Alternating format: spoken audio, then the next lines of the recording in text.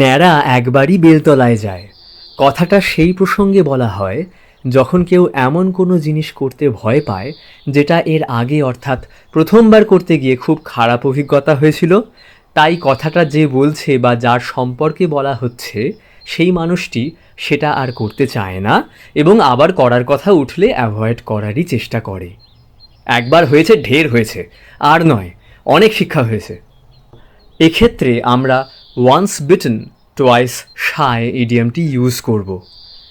তবে once bitten twice shy ইডিয়ামটি কোনো মানুষকে একবার বিশ্বাস করে ঠকে গিয়ে দ্বিতীয়বার তাকে আর বিশ্বাস না করার প্রসঙ্গে বেশি ইউজড হয়। আবার অন্যান্য ক্ষেত্রেও ইউজ করতে পারি আমরা। I was stuck in the lift for over an hour, that's why I prefer the stage, once bitten twice shy. প্রায় একই রকম কথা অন্যান্য ভাষাতেও আছে। হিন্দিতে একটা কথা আছে, দুধ কা জ্বালা ছাঁচ ভি ফুক ফুক কর পিতা হ্যায়। জার্মান ভাষায় একটা কথা আছে, ট্রান্সলেট করলে দাঁড়ায়, যে বাচ্চা একবার আগুনে পুড়েছে সে আগুন থেকে দূরে থাকে।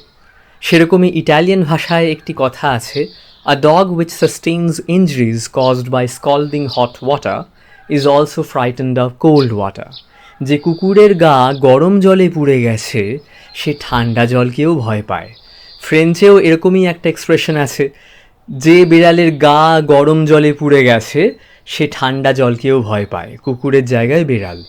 হাঙ্গেরিয়ানে বলা হয়, whoever has been bitten by a snake is also afraid of a Lizaad.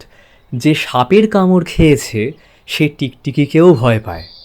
স্প্যানিশে এরকমই ধাঁচের কিন্তু একটা অদ্ভুত কথা আছে, গরম দুধ খেতে গিয়ে যার মুখের ভেতরটা পুড়ে যায় সে গরু দেখলে কাঁদে। আর বাংলায় তো এই কথাটা আছেই, ঘর পোড়া গরু সিঁদুরে মেঘ দেখে ভয় পায়।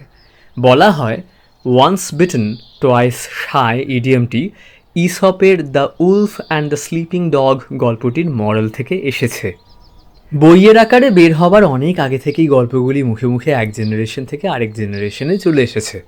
এখনও অবধি যা জানা যায়, ছাপার অক্ষরে প্রথম ইসপের গল্পগুলি জার্মানিতে 1461 খ্রিস্টাব্দে পাবলিশড হয়।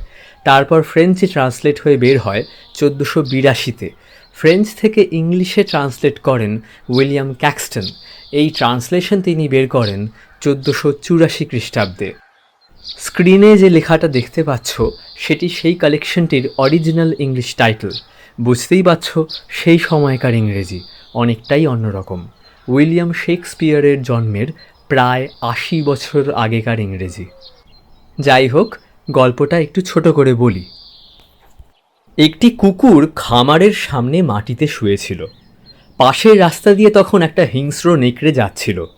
যাওয়ার সময় কুকুরটাকে দেখে তার মনে হলো, এই তো শিকার পাওয়া গিয়েছে, আজ এই কুকুরটাকেই খাবো।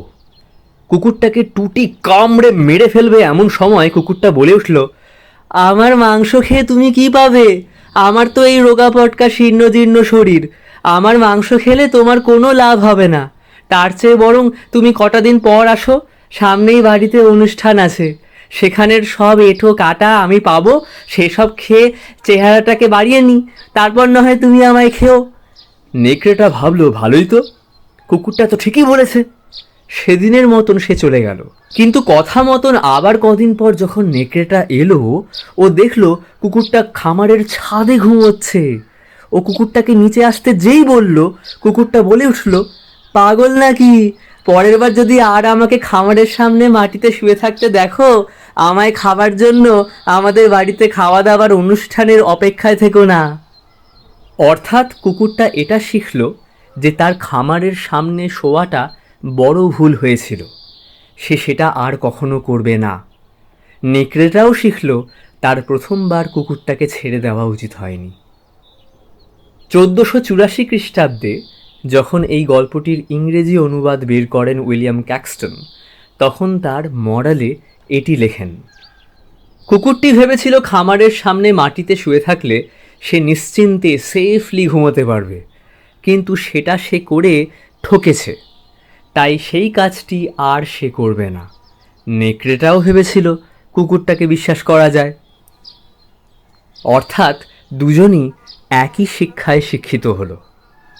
এটা ধরা হয় ওয়ান্স বিটেন টুয়াইস শাই কথাটা এই মডেলটি থেকে এসেছে, এবং সত্যি বলতে পরবর্তীকালে পাবলিশার্সরা এই গল্পের মডেলে ওয়ান্স বিটেন টুয়াইস শাই অনেক সময়ই লেখেন। যেমন ধরো ওই গল্পটাই বার্নস অ্যান্ড নোবেলের পাবলিশ করা কালেকশন থেকে দেখাচ্ছি। দেখতেই পাচ্ছ ওয়ান্স বিটেন টুয়াইস শাই লেখা আছে। আবার অক্সফোর্ড ইউনিভার্সিটি প্রেস থেকে যে কালেকশনটি পাবলিশড হয়েছিল সেখানে মডেলটা এক্সপ্লেন করে দেওয়া আছে। ওয়ান্স বিটেন টুয়াইস শাই লেখা নেই এখানে।